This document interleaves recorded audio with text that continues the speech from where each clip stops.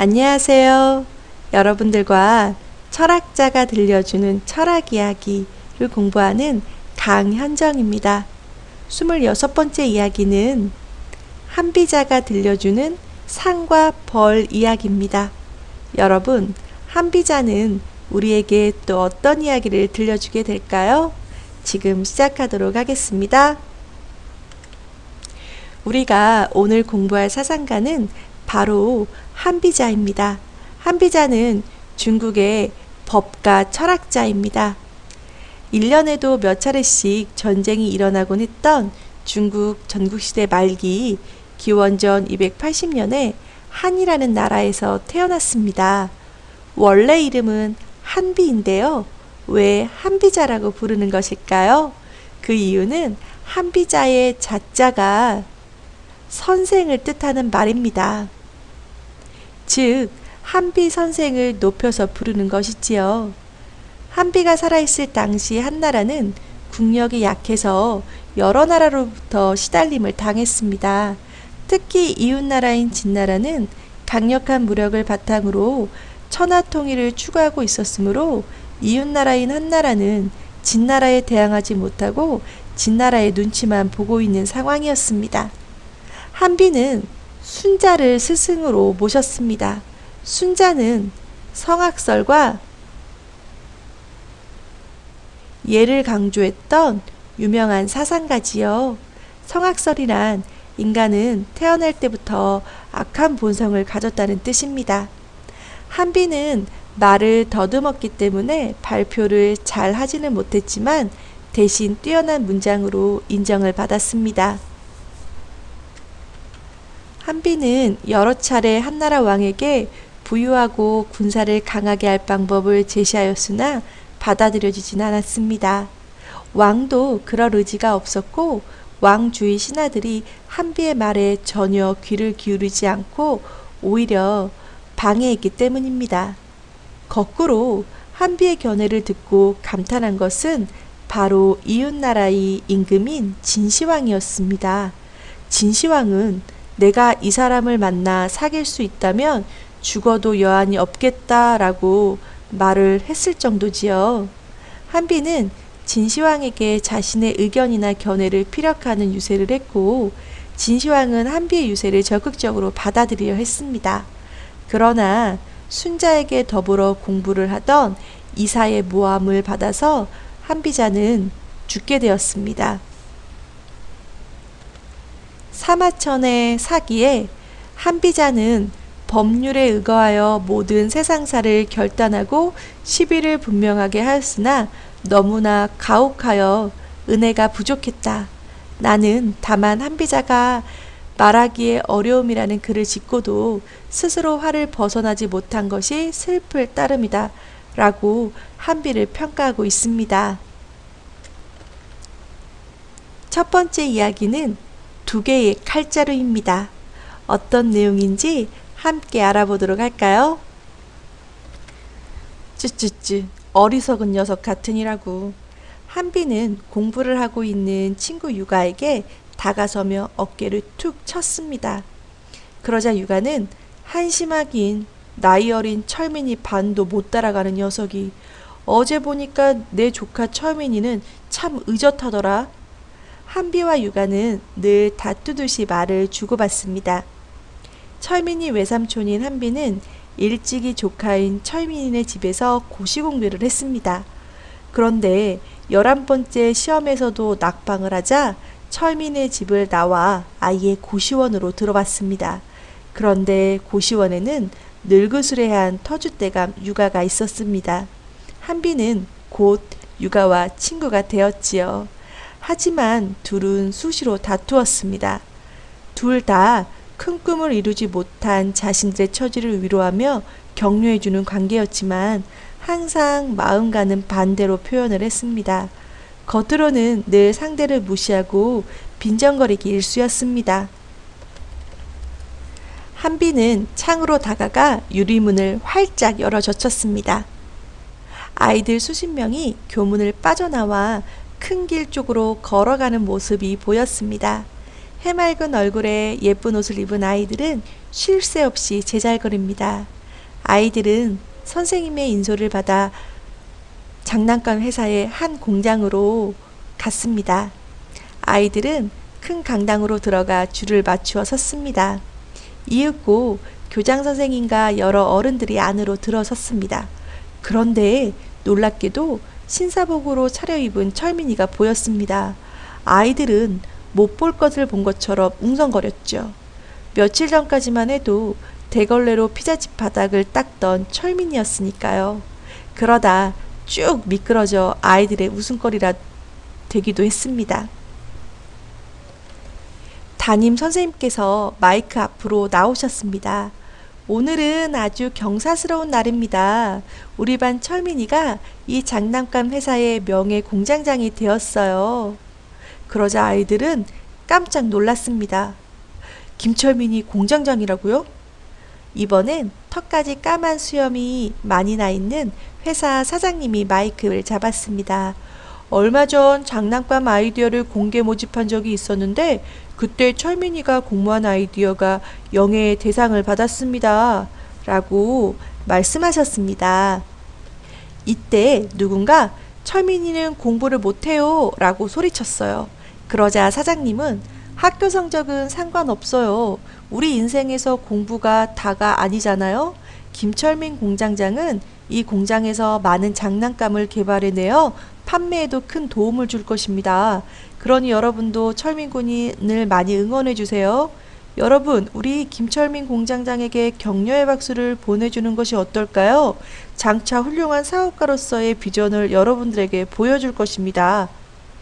단상 의자에 앉아있던 철민이가 공손히 일어나 허리를 꾸벅 숙이며 인사를 하자 아이들은 마지못해 박수를 칩니다. 초등학생이 장난감 회사 공장장이 되었다는 것은 큰 뉴스감이었죠. 때문에 기자들이 철민이에게 몰려와 이것저것 물어보기 바쁩니다. 철민이는 처음부터 끝까지 별다른 말이 없었습니다. 그저 조용히 공장 이곳저곳을 살피며 다녔습니다. 자기에게 주어진 아주 특별한 기회, 철민이로서는 이 기회를 잘 활용해 멋지고도 놀랄만한 성과를 보여줘야 한다고 생각했습니다. 새삼 어깨가 참 무겁다는 걸 실감합니다. 다음 날 학교가 끝난 후 철민이는 책가방을 든 채 장난감 공장으로 향했습니다. 넓은 사무실 책상에 앉아 있으니 그냥 학교에서 공부하면서 아빠 식당 일이나 도와드릴 걸 하고 덜컥 겁이 났습니다. 그리고 곧바로 기왕 이렇게 되었으니 열심히 해야지. 내가 우리 공장을 세계에서 제일 큰 장난감 공장으로 만드는 거야. 난 할 수 있어. 라고 생각을 바꿉니다. 하지만 불안한 마음은 떨쳐지지 않았습니다. 철민이는 의자에 앉아 장난감을 연구합니다. 하지만 쉽게 아이디어는 떠오르지 않았습니다. 그때 문이 열리더니 박씨 아저씨가 정중하게 들어오셨습니다. 아저씨 어서 오세요. 라고 철민이가 반깁니다. 그러자 아저씨는 아닙니다. 이제부터 저를 박 과장이라고 불러주세요. 라고 말을 했습니다. 회사에서는 공적인 일과 사적인 일을 구분해야 한다고 했습니다. 직원 채용 문제를 의논한 후 박 과장님이 나가셨습니다. 그런데 닫혀있던 문이 다시 스스로 열렸습니다. 어이 철민아, 외삼촌 한비입니다. 한비는 사무실 안을 이리저리 살폈습니다. 한비 삼촌은 법치주의자인 내가 너로 하여금 이 공장을 훌륭하게 경영하게끔 그 방법을 전해줘야 한단 말이지. 그동안 내가 갈고 닦은 실력이 있잖니? 라고 말했습니다. 법률을 공부한 한비 삼촌이 철민이와 이 장난감 공장의 발전을 위해 도움이 될 수 있는 무언가를 해볼 생각이라고 하셨습니다. 학교 공부하랴 공장장 일을 하랴 철문이는 매우 바쁩니다. 하루하루 바쁜 일정 속에서 한 달이 훌쩍 지나갔습니다. 그동안 철민이의 기발한 아이디어와 열심히 일하는 직원들로 인해 공장은 나날이 발전을 거듭했습니다. 그래서 그동안 열심히 일한 직원들에게 시상을 하기로 했습니다. 이윽고 저녁 때가 되자 공장 강당에 직원들이 하나둘씩 모여듭니다. 철민이가 앞으로 나가 마이크를 잡으려 하는 순간, 이때 강당으로 헐레벌떡 뛰어들어오는 사람이 있었습니다. 바로 한비입니다. 한비는 마이크를 잡고서 여러분, 저는 고시 공부를 12년 동안 한 사람입니다. 이 자리를 빌어 여러분들에게 법가에서 말하는 이치에 대해 말씀드릴까 합니다. 특히 오늘 상을 받으시는 분들은 귀담아 들으시면 좋겠습니다. 라고 말했습니다. 법가 사상에도 상 제도를 무척 중요시했다고 했습니다. 그러면서 중국 위나라의 옥이라는 장군의 일화를 들려주었습니다. 옥이라는 장군은 장차 진나라를 칠 계획을 하고 북쪽 성문에 막대기를 하나 세웠습니다. 그리고는 이것을 남쪽 성문으로 옮기는 사람에게 좋은 농토와 집을 주겠다라고 말을 했지요. 그러나 그까짓 일을 한다고 그렇게 큰 상을 준다는 말을 믿지 않았습니다. 그런데 얼마 있다가 한 사람이 나섰지요. 그는 믿져야 본전이라며 막대기를 남쪽 성문으로 옮겼습니다. 그러자 오기는 자기가 말한 대로 그에게 좋은 농토와 집을 주었습니다. 그리고 이번엔 콩가마들을 동쪽 성문에 두고 이것을 서쪽 성문으로 옮기는 사람에게 좋은 농토와 집을 주겠다 라고 말했습니다. 이번엔 사람들이 앞다투어 콩가마를 옮겼습니다. 오기는 약속대로 분명하게 상을 주었습니다. 그런 다음 오기는 마침내 명령을 내렸습니다. 내일 진나라를 공격할 것이다. 그때 맨 먼저 성벽에 오르는 자에게 높은 벼슬을 주고 좋은 집과 농토를 주겠노라 라고 말을 했죠. 여러분, 어떻게 되었을까요? 사람들은 모두 오기의 말을 완전히 믿었습니다. 그렇기 때문에 전쟁이 벌어지자마자 앞다투어 성벽으로 올라갔습니다. 그래서 하루아침에 진나라의 성을 함락시킬 수 있었습니다. 진나라 왕 문공이 호언이라는 신하에게 나는 세금을 줄이고 형벌을 너그럽게 했으니 가난하고 부족한 자에게 마음껏 베풀어 주었노라. 이로써 백성으로 하여금 전쟁터에 나가 싸우게 할 수 있겠는가? 라고 물어보자 호언이 부족합니다. 세금을 줄이고 형벌을 약하게 하는 것은 백성들을 풍요롭게 살아가도록 만들어주는 일입니다. 그러나 전쟁터에 나가 싸우게 한다면 백성들을 죽이는 일이기도 합니다. 전쟁에서 비록 승리를 하더라도 우리 쪽 군사들 역시 많이 죽을 테니까요. 참내, 우리는 언제 퇴근하는 거야? 한비의 말이 길어지자 직원들은 불평을 하기 시작했습니다. 하지만 한비는 이에 아랑곳하지 않고 말을 계속 이어나갔습니다. 호언이 문공에게 그러므로 상을 줄 사람에게는 반드시 상을 주십시오. 그리고 벌을 줄 사람에게는 반드시 벌을 주어야 합니다. 벌을 줄 땐 철저하고 냉혹하게 벌을 주어야 합니다. 그래야 백성들로 하여금 언제든 전쟁터에 나가 피를 흘리며 싸우게 할 것입니다. 라고요. 이게 무슨 뜻일까요? 바로 상과 벌을 통해 사람과 조직을 관리하는 이치에 대해서 말하고 있습니다. 한비는 상보다 벌이 더 큰 힘을 발휘한다고 했습니다. 따라서 이 회사의 발전을 위해 상을 주는 것도 필요합니다. 하지만 불평을 하는 사람들에게는 벌을 주어야 한다고 했습니다. 그러자 직원들이 한비를 비난하고 결국 싸움이 벌어지게 되었습니다.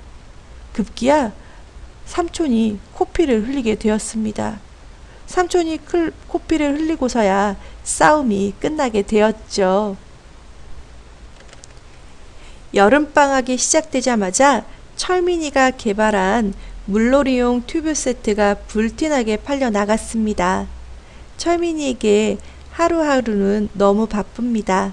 철민이는 수시로 간부 직원들과 회의를 가졌습니다. 아이디어 검토 작업에 하루를 꼬박 보내기도 합니다. 식사 시간에 식당으로 내려가자 식당 아주머니가 슬며시 작은 동생을 사무실 격리 직원으로 채용해달라고 부탁을 했습니다. 그러자 박 과장님이 안 된다고 했죠. 그래서 아주머니와 박 과장 사이에 언성이 높아졌습니다. 그 사이에서 철민이는 난처했습니다. 그런데 한비 삼촌이 다가왔습니다. 그리고 또 옛날 이야기를 꺼냅니다. 옛날 진나라의 왕 평공이 신하인 조무에게 중모 땅의 현령으로 누가 좋겠는가 라고 묻자 조무는 형백자가 좋겠습니다 라고 대답을 했습니다. 그러자 평공은 놀라서 형백자는 그대의 원수가 아닌가? 라고 물어봤죠. 조무가 말하길 저는 사사로운 감정을 공적인 일에 끌어들일 수 없습니다 라고 말을 했습니다. 그러자 평공이 또 그럼 중부 땅의 현령으로는 누가 좋겠는가 라고 물어보자 이번에는 조무가 그곳 현령으로는 제 아들이 적임자입니다 라고 대답을 했습니다. 이 말은 인재를 뽑을 때에는 원수를 가리지 말아야 하고 또 자기 자식이라고 해서 배척하지도 말아야 함을 뜻하지요. 한비는 또 한 가지를 말합니다. 해요라는 사람은 원수지간인 사람을 애써 재상으로 추천을 했습니다. 그러자 그 사람은 해요가 자기를 용서했기 때문이라고 생각하고 감사의 인사를 하려고 해요의 집을 찾아갔습니다. 그런데 이게 웬일일까요? 해요는 그에게 활을 당겨 쏘면서 말했습니다. 내가 너를 추천한 것은 공적인 일로 내가 그 일을 하는데 적임자라고 생각했기 때문이다. 그리고 내가 너를 원수로 대하는 것은 나의 사적인 원한이다. 말하자면 내가 사적인 원한을 가지고 있다 하여 그대를 재상으로 추천하는 일을 꺼리지 않았을 뿐이다. 라고요. 참 대단한 사람이죠? 사사로운 감정을 공적인 일에 끌어들이지 말아야 한다는 뜻입니다. 한비는 박 과장님이 사사로운 감정으로 인재 추천을 고의로 막고 있다고 하자 박 과장님이 화를 냈습니다. 결국 한비와 박 과장은 서로 멱살을 움켜잡고 실랑이를 벌였습니다. 때마침 철민이 엄마가 공장에 들렸다 이 광경을 보고 달려오시면서 싸움은 일단락이 됐지만 철민이의 머릿속은 아직도 복잡합니다.